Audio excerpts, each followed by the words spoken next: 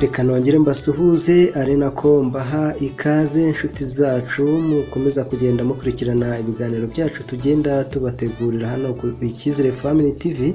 Ni ibiganiro tubategurira ibiganiro bijyanye no kubaka imiryango nyarwanda, ibiganiro bigenda bibafasha mu buzima bwa buri munsi. Nkubwira ngo aho ugiye uherereye haba mu mpande enye z'isi zigiye zitandukanye, waba uri mu Rwanda, muri Afurika, reka nkubwire ngo Imana ikomeze kuguha umugisha mu byo ukora byose. Inshuti zacu, reka nkubwire ngo biroroshye kubana natwe, ni ukureba aho munsi ya video ugakora subscribe, ugakora ku nzogera, maze ibiganiro byacu bikajya bikugeraho gatanu kuri gatanu.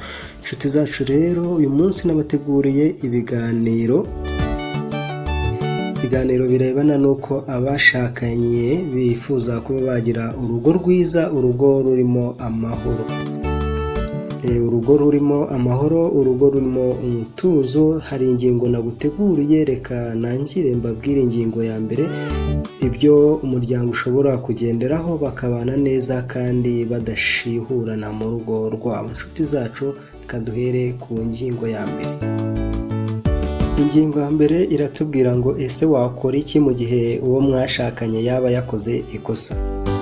Uwo mwashakanye igihe mwakoze ikosa, haba ari ku ruhande rw'umugabo cyangwa ari ku ruhande rw'umugore, tugiye kureba ku mpande zombi, ku ruhande rw'umugabo, ku ruhande rw'umugore. Niki wakora uwo mwashakanye yakoze ikosa? Wamufasha iki? Dore ikintu rero uzirinda kuba wakora igihe uwo mwashakanye yaba yakoze ikosa.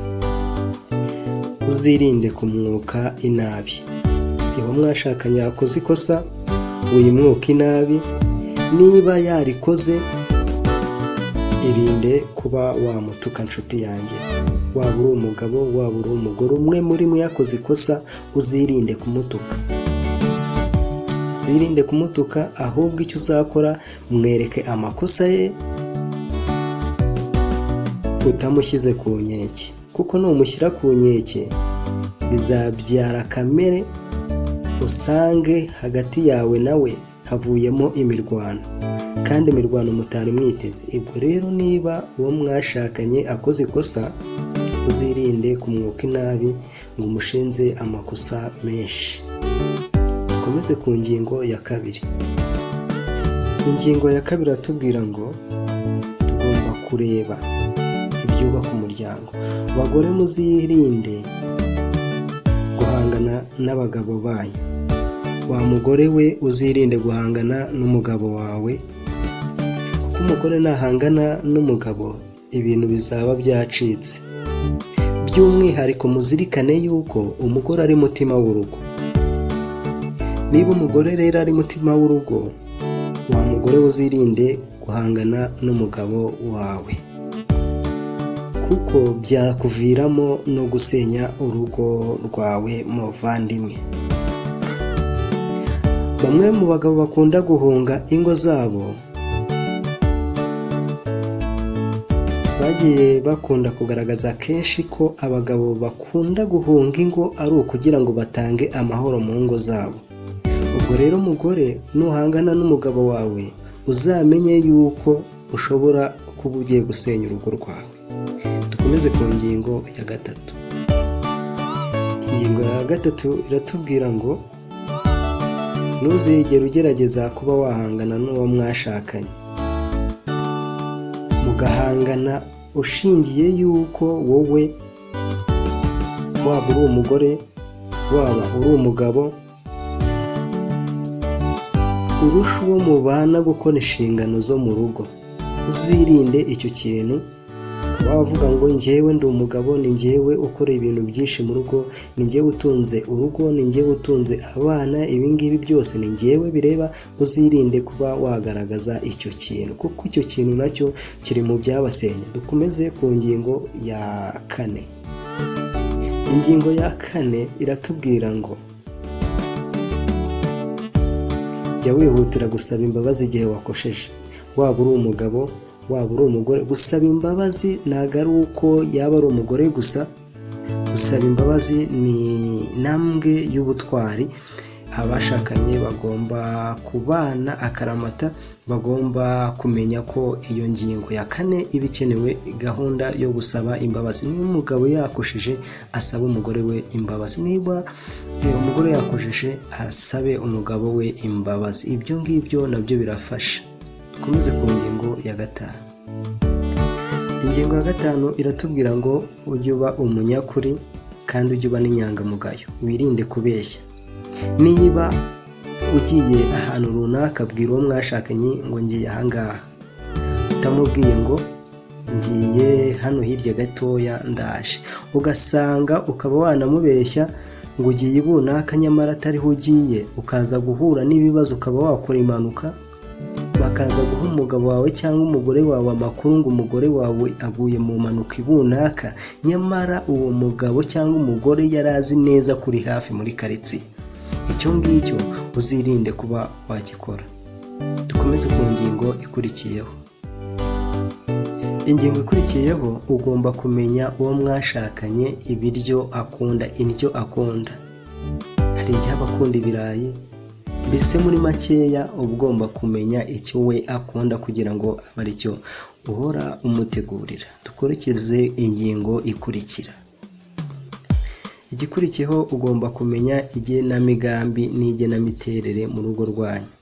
Mugomba kuba mwakorera hamwe imishinga yanyu y'urugo yose. Dukurikizeho ingingo ikurikiye. Ntabwo mukwiye kwibagirwa ko umugore ari umufasha w'urugo. Umugore ni umufasha w'urugo. Umugore Imana yamukuye mu rubavu rw'umugabo we, iramumuha kugira ngo babane akaramata. Dukurikize ingingo nayo ikurikira. Ntugasimbuze uwo mwashakanye abana bawe. Iyo ni ingingo ikurikiye. Ngo ukunde abana kurenza mama wabo wababyaye. Icyo ngicyo uzakirinde. Aho ni ku ruhande rw'umugabo. N'umugore nawe ashobora kuba yabikora. Ntugasimbuze umugabo wawe abana mwabyaranye. Dukurikizeho indi ngingo. Ikindi gikurikiyeho, umugore agomba kumwenyura imbere y'umugabo we. Igihe icyo ari cyo cyose aba agomba kumumwenyurira. Kabone nubwo mwakusanyije amakosa, mugomba gusabana imbabazi, hanyuma umugore akamwenyurira umugabo. Dukurikizeho n'indi ngingo ikurikira. Ingingo ikurikiraho iratubwira ngo gerageza guhobera umugabo wawe. Umugore ajye yitoza kuba yahobera umugabo we bashakanye. Birashoboka ko ushobora kuba uheruka guhobera umugabo wawe umunsi musezerana. Birashoboka ko ushobora uheruka kumuhobera umunsi mwagiye mu murenge. Birashoboka ko ushobora kumuhobera cyagiye mukiri muri fiyansaye. Ubu ngubu mwamara kubana, icyo ngicyo ukaba warakibagiwe, ukaba waribagiwe ko kibaho, nyamara mu byabahuje n'ibyo ngibyo byari birimo. Niba utakibikora nshuti yanjye, itekerezeho, wisubireho, noneho ibyo utakoze, ibyo wari wararetse wongere ubisubizeho, maze bikomeze byubake umuryango wanyu, maze umuryango wanyu uba umuryango wishimirwa n'abandi bose bawugenda, kandi umuryango mwiza Imana yishimira. Reka dukomeze ku yindi ngingo ikurikiyeho.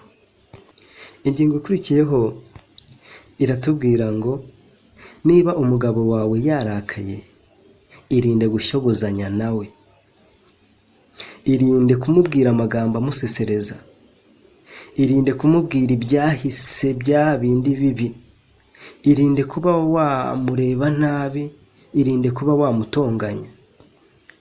Nshuti yanjye mugore, niba ubona umugabo wawe yarakaye, irinde kumubwira amagambo yamuzamurira kamere. Abantu turi abantu, kandi bavuga yuko na Bibiliya ijambo ry'Imana ivuga ko intungane ngo ubwire icumuye 7. Ubwo rero bivuze ngo n'umushogozanya nawe bizazamura kamere usange bibyaye amakimbirane ageze ku yindi ntera, kandi iyo wituriza ntabwo ayo makimbirane yakabaye ageze kuri urwo rwego. Dukomeze ku ngingo ikurikiraho. Tugiye kureba indi ngingo ikurikiraho ari nayo ngingo tugiye gusorezaho. Ni ingingo igikunda kugora abantu benshi bagiye batandukanye.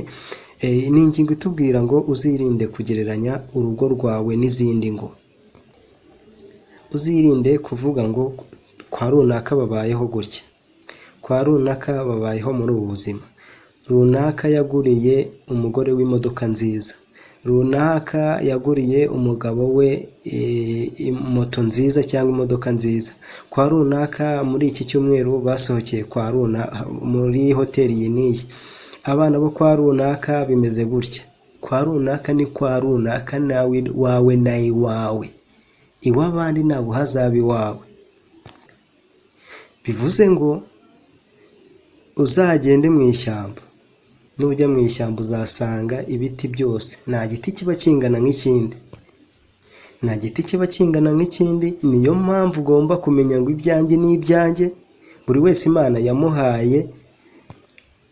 Imana yamuhaye umugisha ukwe, ntabwo Imana yafata umugisha wundi ngo iwuguhe, ntabwo icyo ngicyo cyashoboka. Inshuti yanjye, ibi bintu ubikurikize, uzubaka urugo rwawe neza, uzabana n'abandi neza, uzabana n'umuryango wawe neza,